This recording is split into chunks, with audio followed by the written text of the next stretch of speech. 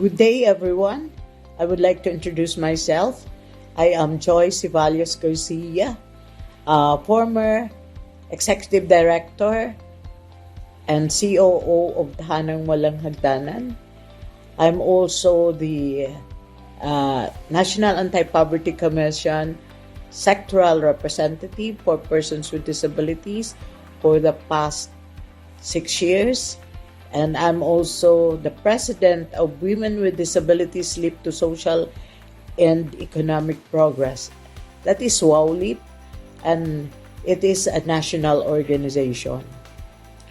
I'm also the board auditor of Workability Asia, based in Thailand.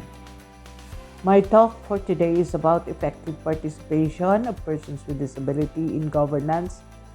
But before that, I would like to ask a question on how inclusive is our society. Put that at the back of your minds while I give you some important data about disability. There are 4 models of disability. The old model is the charity and medical model. In these models, charity model perceive that a person with disability is a burden, mabigat sa pamilya, sa society, at hindi ito nagiging participant to the development. While medical model perceive that persons with disability is a sick person and kailangan maayos muna bago mag-participate back to society. The third and fourth one is the new model, and the social model partners contributing members of society. Human rights model, equal rights with other person, right holder and task the government to ensure the barrier-free society. Ito pong social model, kinoconsider na ang kapaligiran ang siyang nagko-contribute sa pagka-disable ng isang tao. At samantalang ang human rights model, tinitingnan natin na bilang isang mamamayan ng bansa ay merong karapatan kung ano man ang karapatan ng iba, and kailangan ang gobyerno ang gumawa ng paraan para magkaroon ng barrier-free society.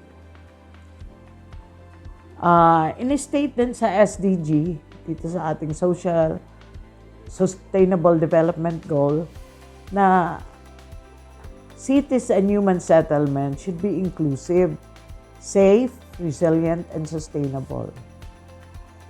And then, the other one is include GEDC, that is gender equality, disability, and social inclusion.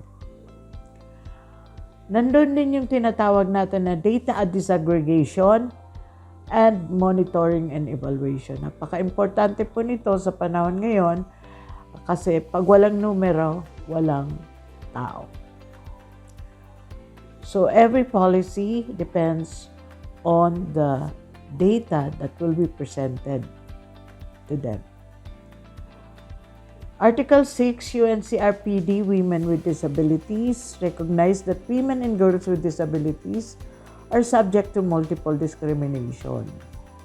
Marami po na nagsasabi na ang discrimination ay isang babae na nga at ang babae ay mahina, lalong-lalo na yung babaeng may kapansanan.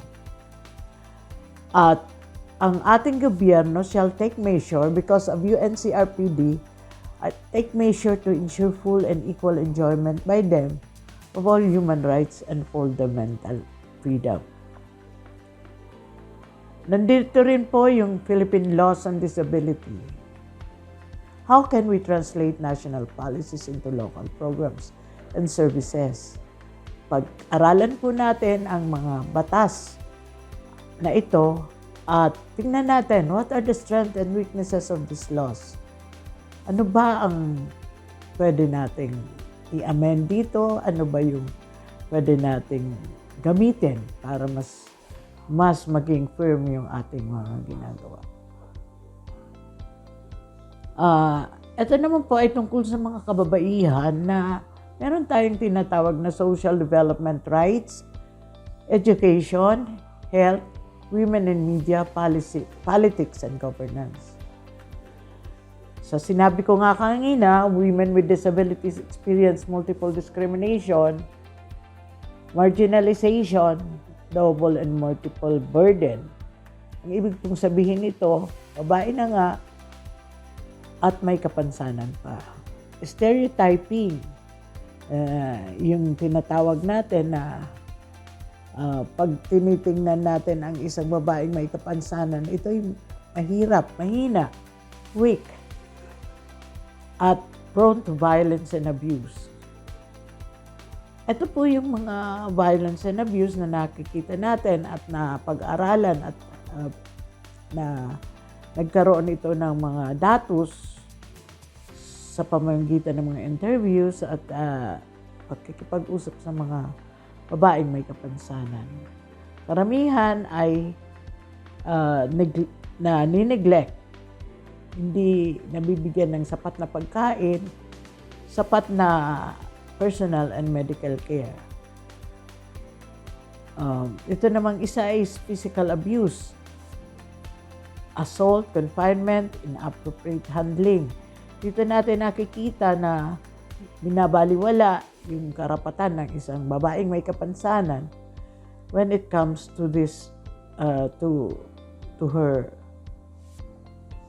personal development or personal priorities. Yung psychological abuse naman, yung tinatawag natin na nagkakaroon ng verbal threats, denial of rights, at marami pang iba na katulad ng discriminatory statement. Yun po ay isang napakapangit na nagiging parang kultura na ng ating mga kababayan. Yung denial of rights,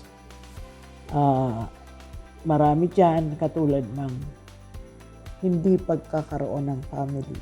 Mamaya i-explain ko sa inyo kung ano itong mga sexual abuse and psychological abuse na mga examples.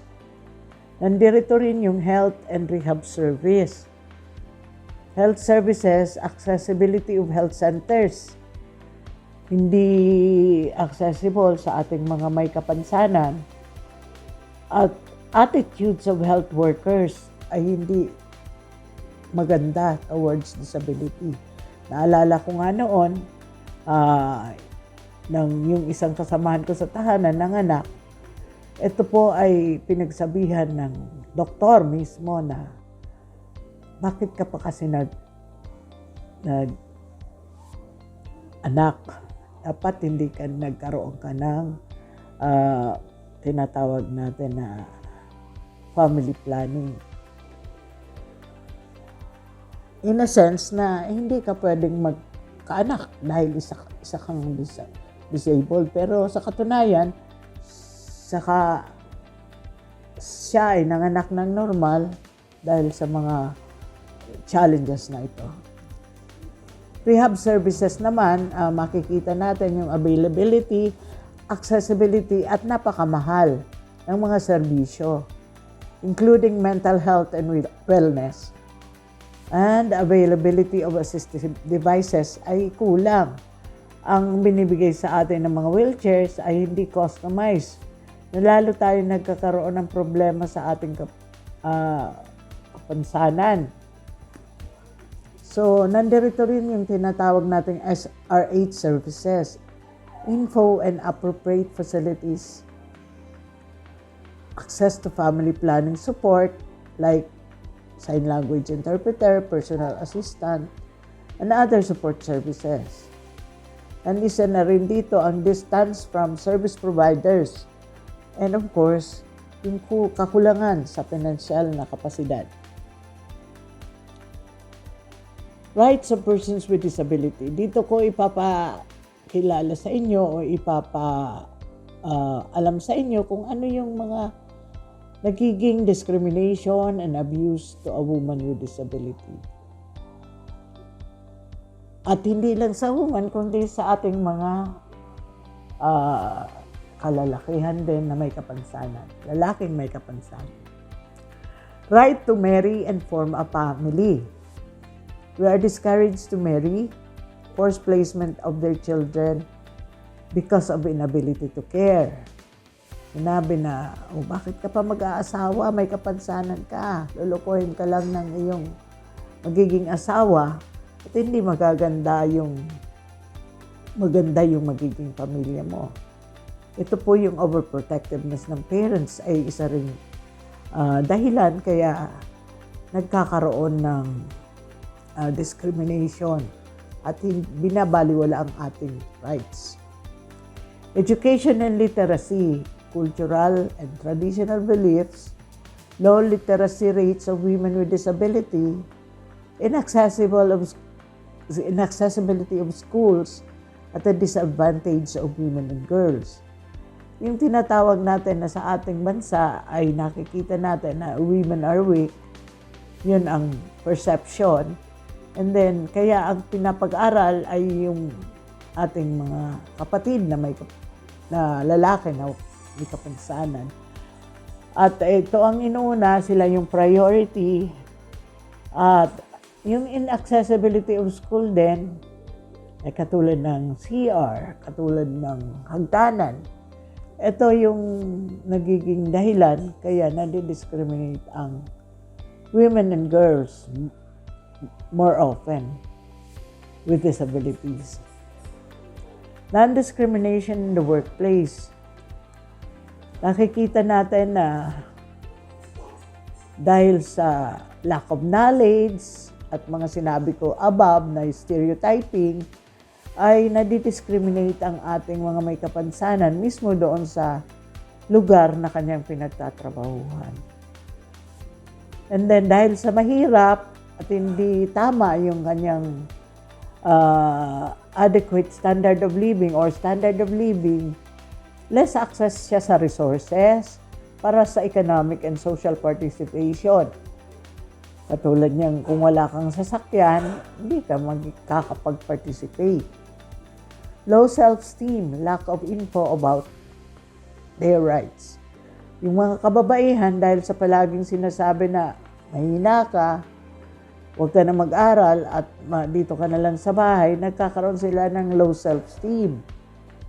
At sa kadahilanan din na kulang ang informasyon tungkol sa kanilang karapatan.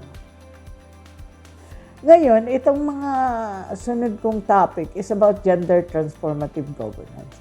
Paano magiging maganda ang pamamalakad ng ating gobyerno sa pamamagitan ng magkaroon sila ng inclusive participation.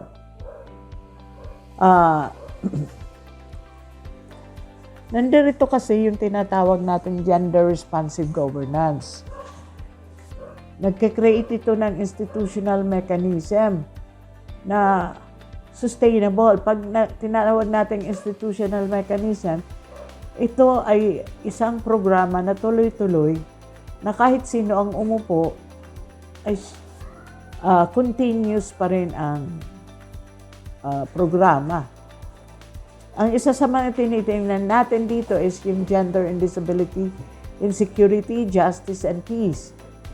Kailangan ang access to justice, armed conflict, and disaster, security, and peace development, dapat kasama ang ating mga may kapansanan. At ang mga kababaihan, ang gender. Sila ay hindi lang isang beneficiary o victim na tuturing natin, kundi isang partner in the security, peace, and development program of the government. Ito namang gender and disability environment, kailangan din, kasama din ang ating mga may kapansanan para maintindihan, maging contributing members sila sa pamamagitan ng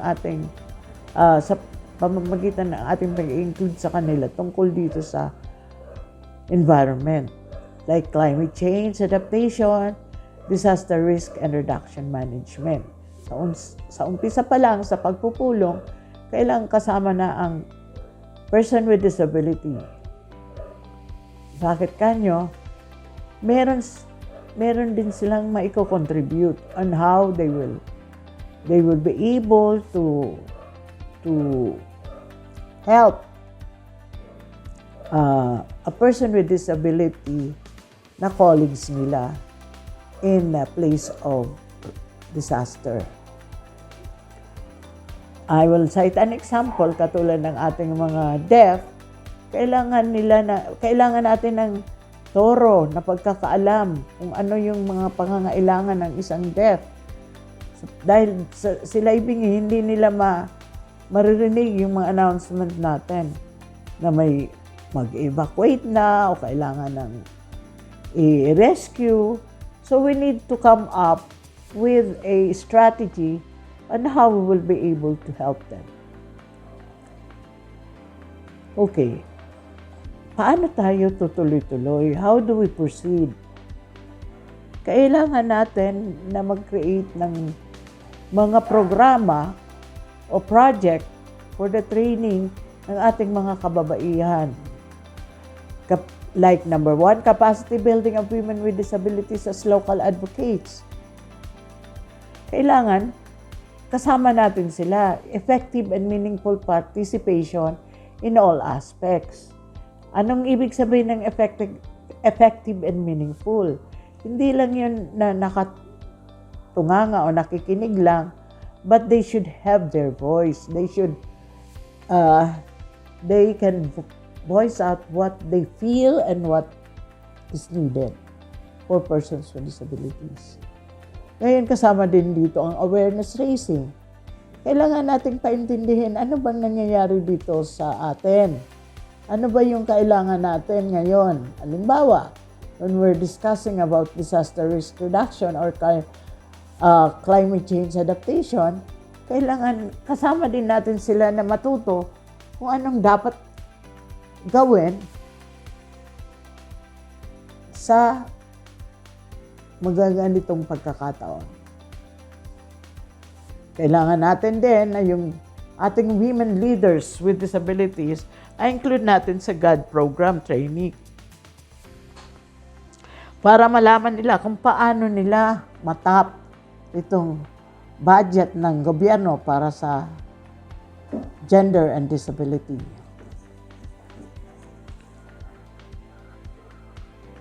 At kailangan din natin mag-develop ng mga kababaihan na may kapansanan as advocates for inclusion. Kailangan natin silang turuan how they can become advocates para mas lalong paigtingin ng ating gobyerno ang pagkikisama natin sa kanila as partners in these projects and programs. Isa na dito sa pinapakita ng gobyerno o ng ating Proclamation 744 na ang Women with Disability Day is the last Monday of March. So, kailangan nating i-celebrate ito just to